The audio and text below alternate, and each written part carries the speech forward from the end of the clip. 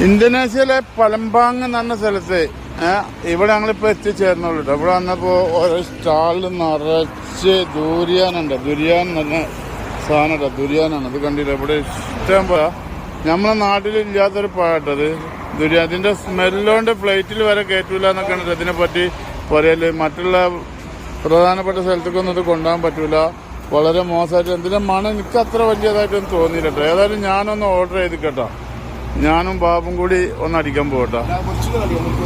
Okay, super super. ഇതാണ്ടോ ദുരിയാന്ന് പറഞ്ഞ സാധനം. നിങ്ങളെല്ലാരും കണ്ടോളിട്ടാ, ഇത് കണ്ടോളി, എല്ലാരും കണ്ടോളി. Super super